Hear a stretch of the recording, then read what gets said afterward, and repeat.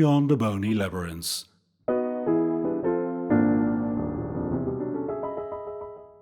Podcast on music and philosophy, and by Lodewijk Muns.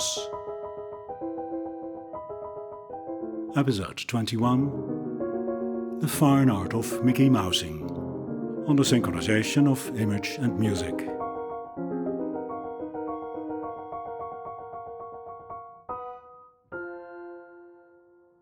Imagine the following film scene.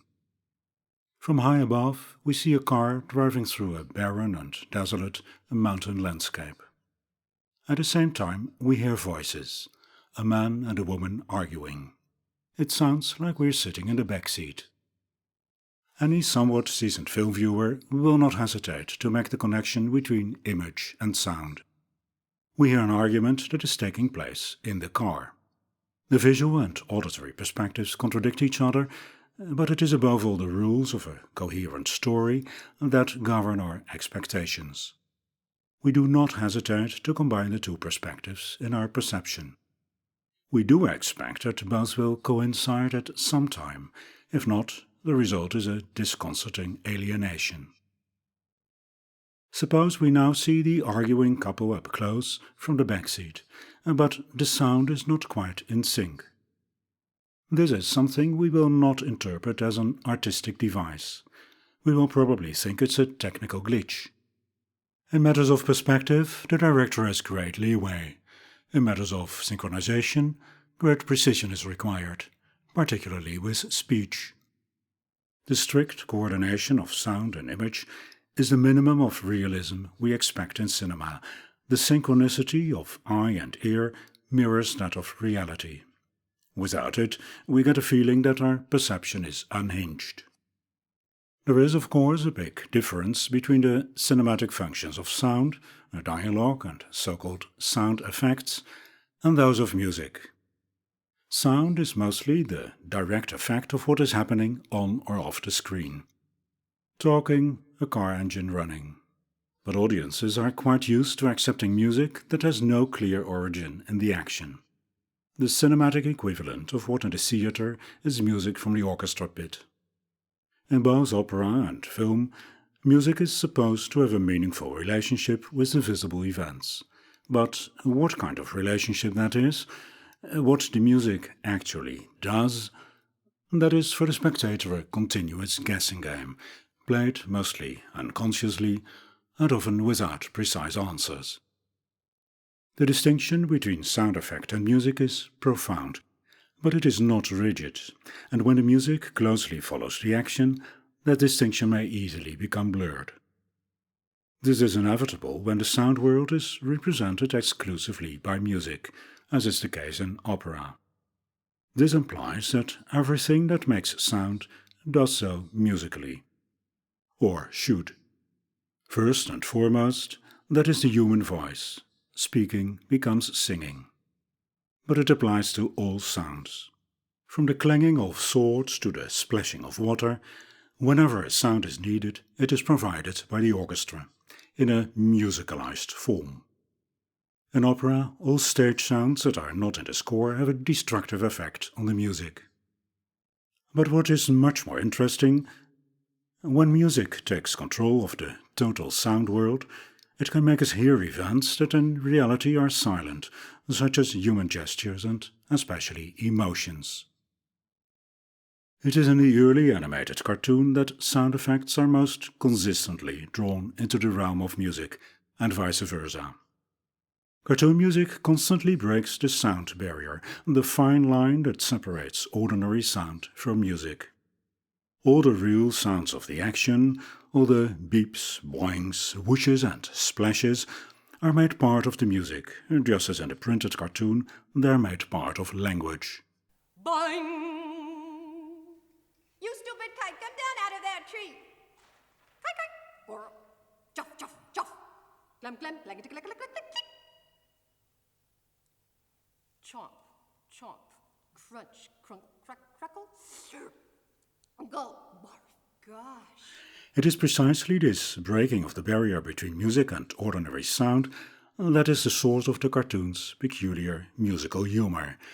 It's Witz, according to Theodor Adorno and Hans Eisler, who wrote a study of film music in the 1940s. Music is momentarily reduced to a sound object. That may be an aesthetic shock, a fusion of art and reality. It is also a cognitive shock. We recognize sound as a physical phenomenon outside us, but sound becomes music only in our understanding, as a mental phenomenon. Rather like the person, you or me, is distinct from the body that we claim our own. Imagine being told by our beloved, "What a beautiful body you are." For Adorno and Eisler, that Witz is the manifestation of a broader cultural phenomenon, a process of technification, which in the cartoon has penetrated most deeply into the function of music.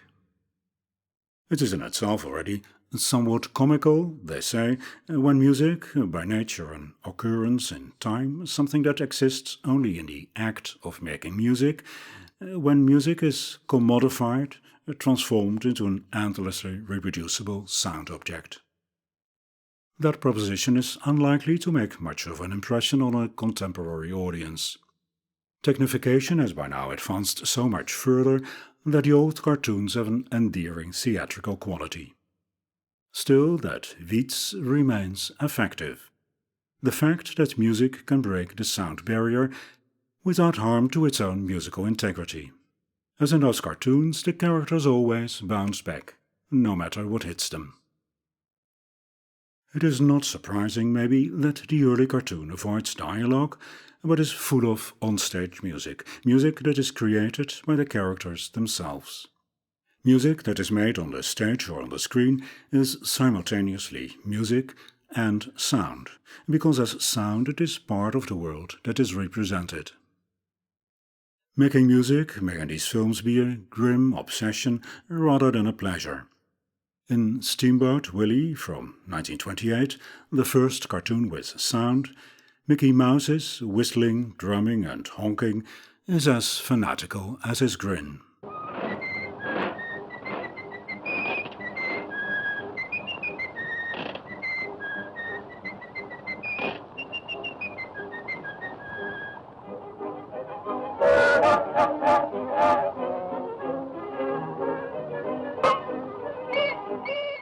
That tune goes on for 7.5 minutes, which is torturous for the listener. Mickey even turns the other animals into helpless musical instruments, here the goat into a music box.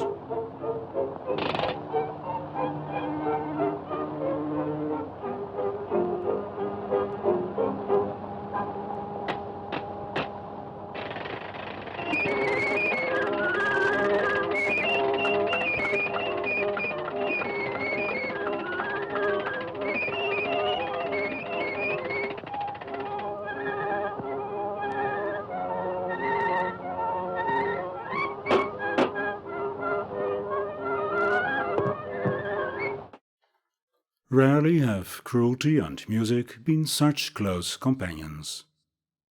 The term Mickey Mousing has quickly become standard for the close synchronization of music with the visible action. It had a pejorative meaning almost from the beginning, but it had little to do with animal ethics.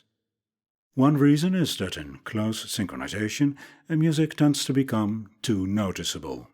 It can even dominate the picture, something unacceptable in classic Hollywood screen drama. In traditional musical aesthetics, the practice runs against the concern that upgrading the sound effect to music implies a degradation of music to mere sound.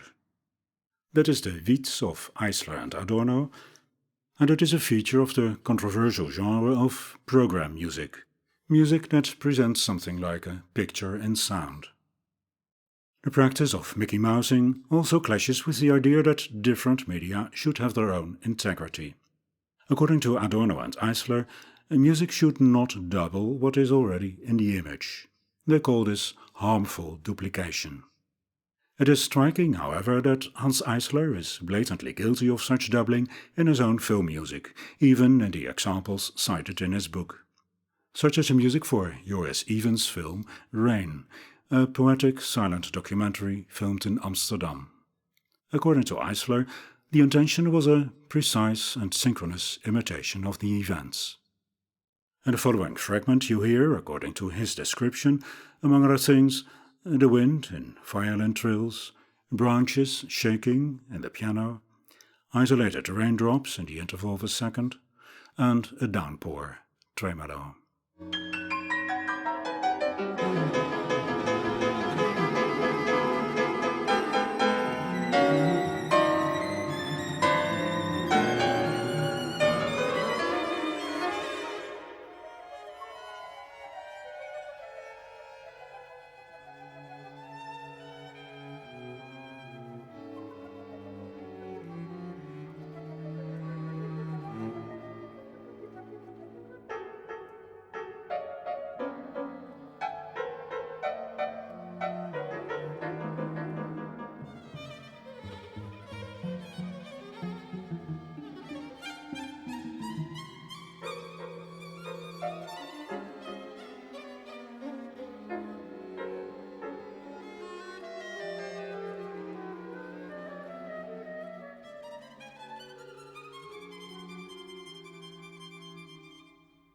Eisler has also published this film music as independent chamber music under the title 14 Ways of Describing Rain. If this is what it is, a description, then as film music it must be even more doubling than any kind of illustration. For what could be the point of describing what is visible at the same time? You could call Eisler's rain music a case of modernist Mickey Mousing, and there may be nothing wrong with that. But as an example of advanced film music aesthetics, it is curiously anachronistic. The music dates from 1941, the film Rain from 1928. It belongs to the silent era, where music still had the privilege of not playing a role alongside cinematic sound, but of being the whole sound world. Mickey Mousing has a reputation for being vulgar, crude, and simplistic. But things do get interesting when we start to wonder exactly how the music relates to the world of sound and image. In other words, when we consciously start playing the guessing game, why this music? Take, for example, The Invisible Mouse, a 1947 Tom and Jerry cartoon with music by Scott Bradley. I will first let you hear some of the music without explanation.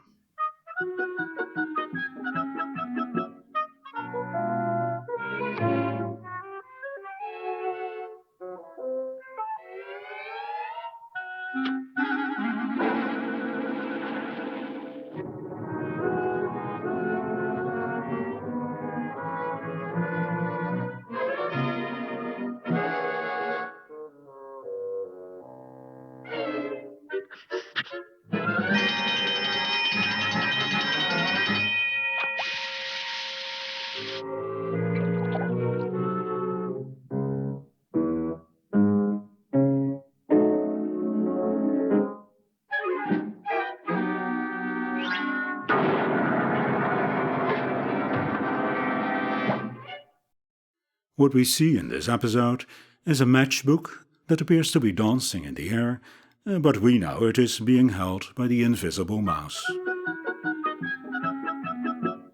The irritatingly good humor marching tune that accompanies its movements expresses, we may assume, the mood and evil intent of the mouse. When a match seems to bend spontaneously and then breaks free from the booklet, the tune bends with it in what must be an auditory manifestation of that visible movement, even though in reality the bending is noiseless. It is an oral image, illustration perhaps of the bending, rather than a bending sound. The match is then lit with a realistic whoosh, but when the flames erupt, the orchestra trill produces an oral flickering that is perhaps a duplication of the flickering flames. When the fire alarm rings, it is, we must assume, an internal alarm in the cat, who finally realizes that his toes are on fire and hurries to put his foot in the aquarium. but when the piano is played by invisible hands or feet, it is on-stage music, which as such, as making music, is part of the action. In this way, from moment to moment, the music displays an amazing spectrum of functions. Most remarkable is that we grasp all this intuitively and immediately. That it can all be seamlessly integrated into the music is mainly due to the fact that the whole act is meticulously choreographed. The images were timed to a clear beat and like a dance, right from the first stage of design. We could follow the beat visually, even without hearing the music. But surely meter and rhythm are more a musical auditory phenomenon than visual. When we talk about rhythm, we usually think of music. Visual rhythm sounds almost metaphorical, like food for the soul or brain gymnastics. And yet, why should rhythm be primarily auditory and musical rather than visual? The answer may not be immediately obvious.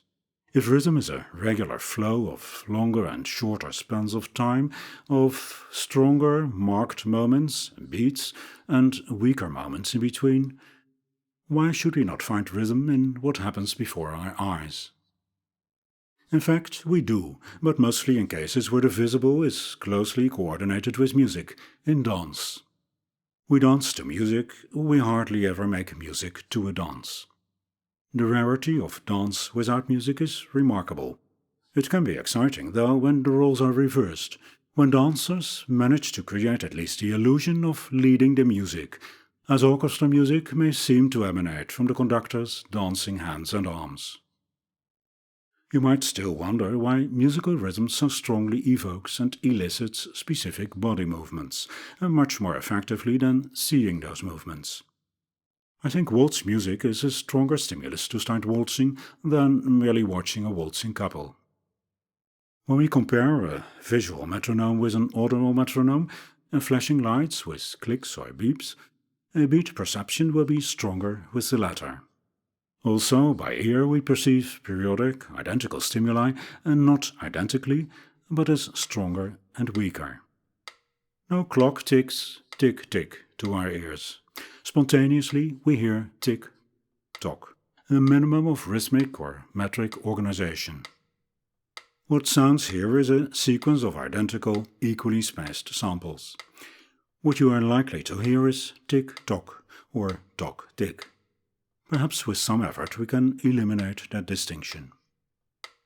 Whether the same effect also occurs when we see but do not hear a clock or metronome is a question I have not found in the psychological studies. The visual disadvantage is less pronounced with animations such as a bouncing ball or, even more effectively, rhythmic human body movements. These have a continuous acceleration and deceleration, and that makes the movement more predictable and hence the perception of metric regularity stronger. The physical sensation of moving to the rhythm of music, actually or in imagination, that sensation is the source of the endless variety of qualities of motion that we can feel in music. Stiff or swinging, flowing, stumbling, jumping, and so on. Music seduces us to all these specific movement patterns. Every dance has its own characteristic rhythm, and new dances come with new rhythmic patterns.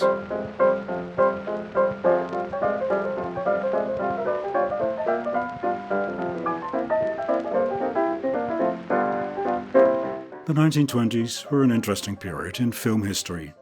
Commercial filmmakers and the artistic avant-garde were on each other's heels in exploring the new multimediality of image and sound.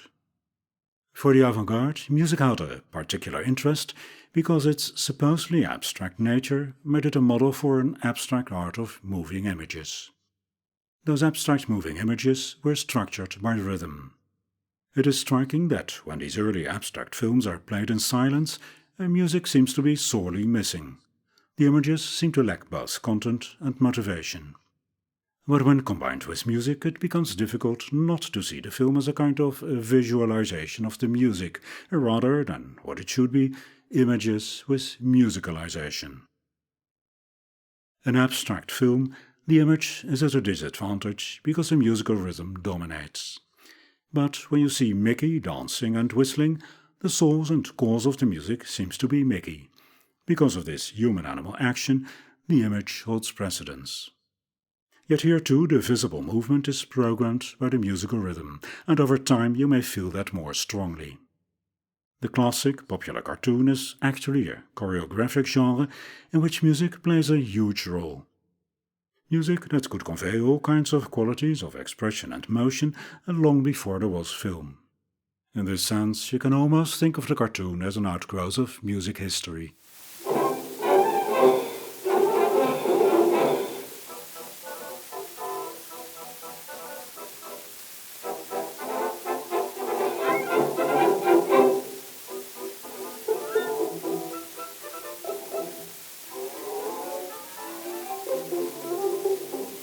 Music consists of forms, moved, animated, in sound, wrote the 19th century music critic Eduard Hanslick in a little book that has become far too famous. He didn't quite know what to do with that idea. What does that mean, animated?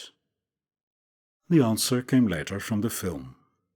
That dawned upon me when I listened to Emmanuel Chabrier's Joyeuse Marche in the 1919 recording conducted by the violinist Eugène Ysaÿe. Before there were cartoons, there was cartoon music. The music dates from 1885, a period when cartoons were only just being developed.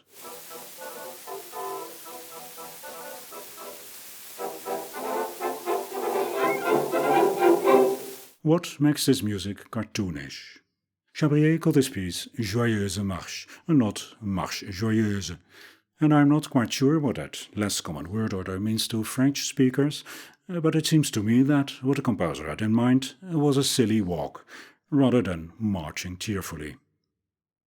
In conclusion, I will let you hear a longer excerpt, and I bet you won't be able to stay in your chair. You will jump up and start walking around in a funny way, jerky, angular, and a bit too fast, like an old-fashioned cartoon character. Not with those rounded movements, those calculated delays, that make modern computer animation look like swimming in syrup.